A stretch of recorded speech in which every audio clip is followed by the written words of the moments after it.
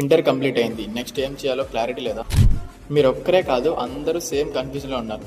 So don't worry, ఆ confusion నేను clarify చేస్తాను. స్కిప్ చేయకుండా వీడియో సేవ్ చేసుకుని ఎండ్ వరకు చూడు. ఇప్పుడు మీ లైఫ్లో మోస్ట్ క్రిటికల్ ఫేజ్ అయితే స్టార్ట్ అయింది. ఇక్కడ తీసుకున్న డెసిషన్స్ నెక్స్ట్ 4 years ఈవెన్ నీ ఫ్యూచర్ని డిసైడ్ చేస్తుంది. రాంగ్ డెసిషన్ అయితే years waste, and correct decision అయితే లైఫ్ సెట్. అందుకే నేను ఇప్పుడు చెప్పే మిస్టేక్స్ మీరు చేస్తున్నారంటే అస్సలు చేయకండి. అందరినీ బ్లైండ్గా ఫాలో అవటం, మా రిలేటివ్స్ చెప్పారు అండ్ మా ఫ్రెండ్ అక్కడ జాయిన్ అయ్యాడని చెప్పి మీరు కూడా జాయిన్ అవటం, ఈ మిస్టేక్స్ అయితే అస్సలు చేయకండి. ఒకసారి ఆలోచించండి, మీ స్ట్రెంగ్త్ ఏంటి, మీ ఇంట్రెస్ట్ ఏంటి. కోడింగ్ ఇంట్రెస్ట్ ఉంటే బీటెక్ చూస్ చేసుకో, అండ్ బయాలజీ ఇంట్రెస్ట్ ఉంటే కన్నా మెడికల్ ఆర్ ఫార్మా చూస్ చేసుకో. నీకు బిజినెస్ మైండ్ సెట్ ఉంటే కన్నా బీబీఏ కామర్స్ పర్ఫెక్ట్.